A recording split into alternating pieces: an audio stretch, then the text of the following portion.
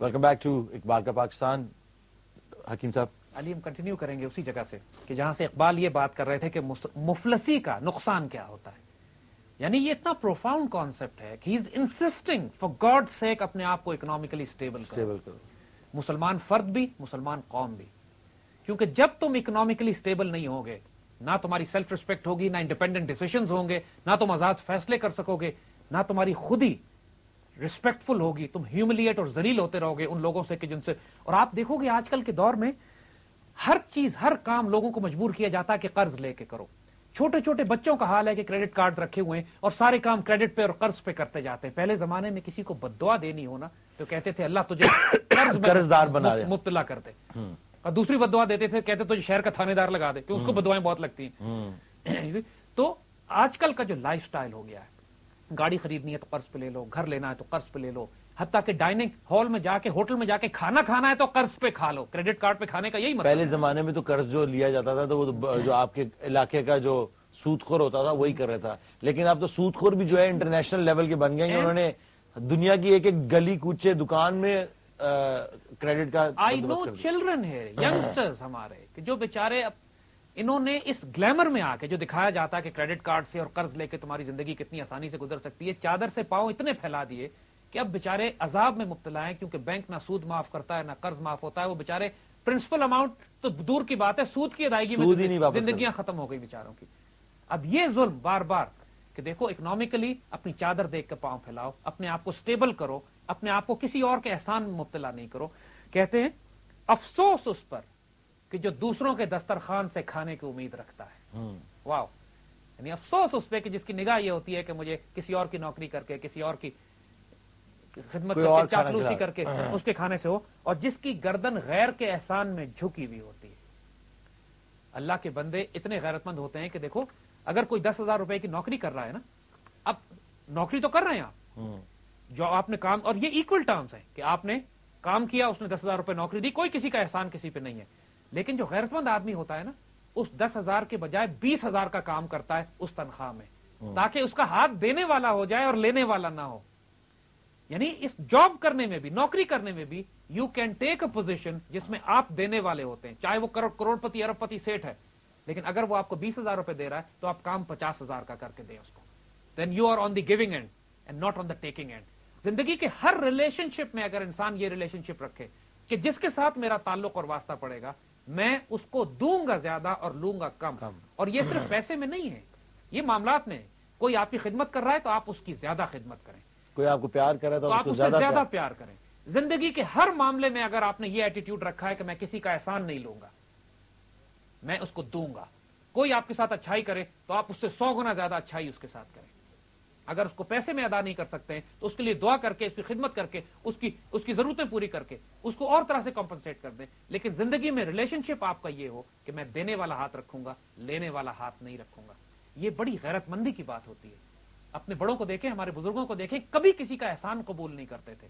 بادشاہ وقت جا کے ان کے آگے خزانوں کے روپے کے پیسے کے ڈھیر لگاتے تھے، خود 3 دن بھوکے ہوتے تھے، بادشاہ کے پیسے کو ٹھوکر مار کے اڑاتے تھے کہ تمہارا احسان ہم قبول نہیں کریں گے. اور اگر کوئی کام کرتے بھی تھے تو کماتے تھے، ہاتھ سے کماتے تھے، ارن کرتے تھے، تھوڑے پیسے آتے تھے، اس سے اپنا رزق پالتے تھے، اپنا کام کرتے تھے. لیکن کسی کا احسان، کسی کا تحفہ لے کے، کسی کا احسان لے کے گزارا نہیں کرتے تھے. جب کسی کو یہ احساس ہو جائے کہ مجھ پر احسان کر کے یا میری کمزوری پر ترس کھا کر مجھے پیسے دیے جا رہے ہیں، تو اللہ کے بندے اتنے غیور ہوتے تھے کہ اقبال کہتے ہیں کہ اتنے غیور تھے پہلے ہمارے بزرگ کہ جس کے پاس پیسے ہوتے تھے وہ ان کے خوف سے، ڈر کے مارے صدقہ نہیں کرتا تھا کہ کہیں وہ ناراض نہ ہو جائیں. اگلے اتنے غیرت مند ہوا کرتے تھے کہ دینے والا، پیسے والا گھبراتا تھا ان سے کہ اس غریب آدمی نے اتنی غیرت اس میں ہے کہ میں دوں گا تو یہ مجھ سے خفا ہو جائے گا یا ناراض ہوگا مجھ پہ. تو یہ غیرت انسان ہر وقت اگر دنیا کے ریلیشن شپ میں اس طریقے سے رکھے کہ آپ کا دینے والا ہاتھ ہونا چاہیے، لوگوں سے احسان مت لیں. لوگوں سے دنیا میں معاملات کرنے پڑتے ہیں، لوگوں سے کام کروانے پڑتے ہیں آپ کو، لیکن ان ریٹرن پھر اس کے اوپر اس طرح معاملہ رکھیں کہ آپ کا اپر ہینڈ ہو، اس کا لوور ہینڈ ہو. جب سر انسان ایک دوسرے کو دینے والے ہوں گے، اپنے حق نہ مانگے، اپنے فرائض پورے کریں اور احسان کریں، تو پھر مانگنے والا کوئی نہیں رہے گا. مانگنے والا کوئی نہیں رہے گا. ہمارے یہاں ہر کوئی آپ دیکھیں گے اپنا حق مانگ رہا ہے. حق مانگنے کا مطلب ہے ہاتھ پھیلانا پڑتا ہے. اگر کوئی تمہارا حق نہیں دے رہا ہے تو اس کے لیے اپنے آپ کو ڈیگریڈ مت کرو، ذلیل مت کرو. Don't try to drag yourself to a level جس میں تم ہیوملیٹ ہوتے ہو, تمہاری خود ہی ڈسٹرب ہوتی ہے. اور پھر آخر میں کہتے ہیں کہ جس نے اپنے آپ کو دوسروں کی مہربانی کی بجلی سے جلایا, یعنی جس نے اپنے آپ کو آن اس طرح کیا, یعنی وہ اپنا اس طرح زندگی گزار رہا ہے کہ دوسروں کے احسان اس کے اوپر ہیں, وہ شخص ہوتا ہے جو ایک کوڑی کے بدلے اپنی غیرت کا سودا کر لیتا ہے. تھوڑے سے پیسے تو تمہیں مل جائیں گے, تم نے اگر اپنے بادشاہ کی, اپنے وزیر کی, اپنے منسٹرز کی, ایم این اے کی 100 دفعہ اس کی خدمت کر کے, بھیک مانگ کے, رو پٹ کے, کوئی پیسے لے بھی لیے, قرض لے بھی لیا, پرمٹ لے بھی لی, گاڑی مانگ بھی لی, عہدہ لے بھی لیا, تو کیا فائدہ ہوا؟ اتنے ذلیل اور رسوا ہونے کے بعد, اپنے آپ کو ہیوملیٹ کرنے کے بعد تم نے تھوڑی سی دنیا بنا لی, پلاٹ لے لیا, جگہ لے لی, کیا فائدہ ہوا؟ واٹ؟ تم نے اپنی عزت بیچی, ایک کوڑی کی خاطر اپنے آپ کو فروخت کیا. یہ جس طرح ہمارے حکمران اور ہمارے وہ لوگ جن کو اللہ اختیار اور طاقت دیتا ہے, کس طرح پاکستان کی, ملک کی, قوم کی عزت بیچتے ہیں غیروں کے ہاتھوں, امریکیوں کے ہاتھوں, ان کی پالیسیز امپلیمنٹ کرتے ہیں اس لیے کہ ان کے بچوں کو امریکہ کے ٹکٹس مل جائیں, اس لیے کہ ان کے امریکہ میں, ٹیکسس میں, آسٹریلیا میں فارم ہاؤسز بن جائیں, اس لیے کہ ان کو گرین کارڈ مل جائے. لوگ ملک کی عزت اسی طرح بیچتے ہیں نا. یہ پیسہ ایک ایول جو ہے میں آپ کو سرایت کر چکا ہے ان میں کے آپ کو سسٹم. واقعہ سنانا چاہتا ہوں. رابرٹ اوکلے ایک امریکن امبیسڈر تھا پاکستان جی میں. بالکل.